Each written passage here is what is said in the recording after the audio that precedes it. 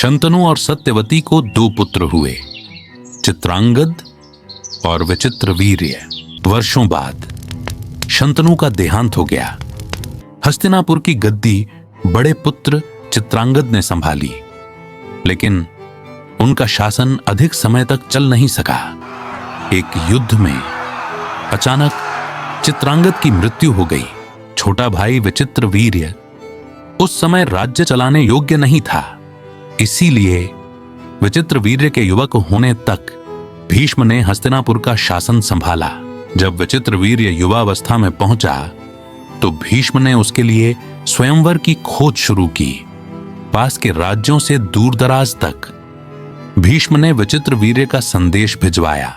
कुछ समय बाद भीष्म ने एक खबर सुनी। काशी राजा की 3 पुत्रियों का स्वयंवर जल्द होने वाला था। काशी हस्तिनापुर के सबसे पास स्थित राज्यों में से एक था। फिर भी हस्तिनापुर को स्वयंवर का निमंत्रण नहीं भेजा गया। जब इसका कारण भीष्म को पता चला तो उनका क्रोध भड़क उठा। सुना है काशी राजा को विचित्रवीर्य की मर्दानगी पर संदेह है। बस फिर क्या, भीष्म क्रोध में सीधे वहीं चल पड़े। उस दिन स्वयंवर चल रहा था। अंबा, अंबिका और अंबालिका, उनकी खुशी के बीच भीष्म का आगमन मानो आग बनकर टूट पड़ा। भीष्म ने अकेले ही तीनों राजकुमारियों को अपने रथ पर बिठा लिया। स्वयंवर में आए सभी राजा भीष्म से लड़ पड़े, लेकिन किसी का भी कोई जोर न चला और सब भीष्म के सामने पराजित हो गए। रास्ते में 3 राजकुमारियों में से एक अंबा भीष्म से एक बात कहती है। भीष्म, मेरा विवाह हो चुका है। मैंने सौल्व महाराज को अपना पति स्वीकार किया है। भीष्म अंबा की बातों पर कोई प्रतिक्रिया नहीं देते। अपने राज्य के अपमान की आग उनकी आंखों में धधक रही थी। भीष्म ने तीनों राजकुमारियों को विचित्रवीर्य को सौंप दिया। विचित्रवीर्य ने उनसे विवाह करने का निर्णय लिया। एक को छोड़कर किसी कारण से अंबा विचित्रवीर्य को पसंद नहीं आई। भीष्म ने एक बार उसे समझाने की कोशिश की, लेकिन कोई फायदा नहीं हुआ। अंबा का क्या किया जाए, यह प्रश्न उन्हें सोचने पर मजबूर कर रहा था। घंटों तक सोचने के बाद आखिरकार भीष्म ने अंबा से कहा, अंबा, तुम्हें तो साल्व महाराज के साथ ही होना चाहिए। मैं तुम्हें वहीं छोड़ाऊंगा। इतनी देर तक दुख में डूबी हुई अंबा अचानक हल्का सा मुस्कुराई। अंबा की खुशी देखकर उसकी बहनें भी खुश हो गईं और तुरंत ही वे साल्व महाराज के पास लौट गईं। लेकिन साल्व महाराज का उत्तर अंबा के लिए एक बड़ा झटका था। अंबा, स्वयंवर में मैंने तुम्हें जीता था और तुम मुझे प्रिय थी, लेकिन जब भीष्म तुम्हें ले गए मैं उनके सामने असहाय और पराजित खड़ा था। अब वही भीष्म तुम्हें वापस छोड़ जाए तो यह मुझे उनकी दया जैसा लगता है, और यदि मैं तुम्हें स्वीकार करूं तो मेरे और मेरे राज्य के सम्मान को ठेस पहुंचेगी। इसलिए तुम वापस भीष्म के पास ही जाओ। अंबा का दिल पूरी तरह टूट गया। क्रोध और दुख उसके पूरे शरीर में फैल गया। जब उसने महल के बाहर नजर डाली तो भीष्म वहीं खड़े थे। उन्होंने सब कुछ सुन लिया था।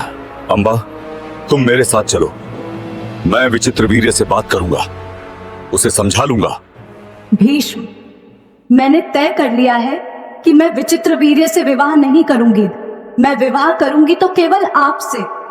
अंबा का वह उत्तर भीष्म को स्तब्ध कर गया। अंबा, क्या तुम्हें यह याद नहीं कि मैं ब्रह्मचर्य व्रत में हूं? या तुम ये भूल चुकी हो? भूल नहीं गई हूं भीष्म, लेकिन मेरा जीवन जो आपने तोड़ा है उसकी कुछ जिम्मेदारी तो आपकी भी है। लेकिन भीष्म अपने व्रत से डिगने को तैयार नहीं थे। उन्होंने अनेक तरीकों से अंबा को समझाने की कोशिश की, पर उन्हें समझ आ गया कि यह असंभव है। और जब कोई और मार्ग न बचा तो भीष्म अंबा को वहीं छोड़कर लौट गए। पूरा दिन अंबा वहीं खड़ी रही। भीष्म के प्रति उसका क्रोध धीरे धीरे भड़कने लगा और उसने निश्चय कर लिया कि भीष्म का अंत उसी के हाथों होगा। अंबा भीष्म के गुरु परशुराम के पास पहुंची। उसने अपनी पूरी व्यथा परशुराम को सुनाई।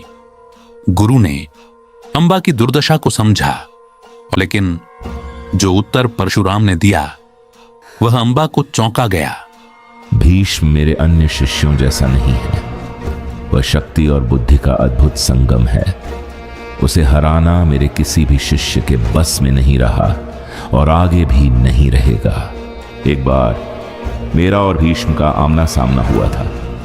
मेरे सभी शिष्य वहां उपस्थित थे। अंत तक हम दोनों डटे रहे, लेकिन अंतिम क्षण में मुझे एहसास हुआ कि इतना समय बीत जाने के बाद भी वह जरा भी नहीं थका था। गुरु होकर भी उसके सामने टिके रहना मेरे लिए कठिन हो गया था। फिर भी मुझे विश्वास था कि अंत में वह हार मान लेगा, क्योंकि उसमें गुरु भक्ति प्रबल थी। लेकिन उसे मेरा विश्वास तोड़ दिया।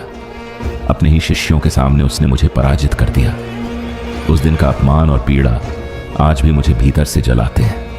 अंबा, तुम्हारी सहायता करने की मेरी इच्छा प्रबल है, पर सत्य यह है कि भीष्म को परास्त करना मेरे वश में नहीं, और शायद किसी के भी नहीं।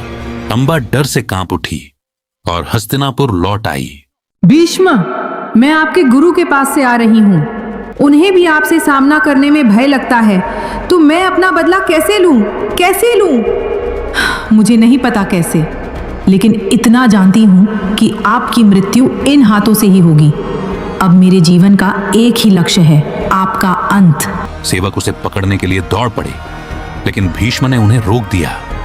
उन्होंने अंबा को जाने दिया, लेकिन उस समय भीष्म ने एक बार भी यह नहीं सोचा था कि उस दिन उन्होंने वहीं अपने जीवन के सबसे बड़े शत्रु को जन्म दे दिया था।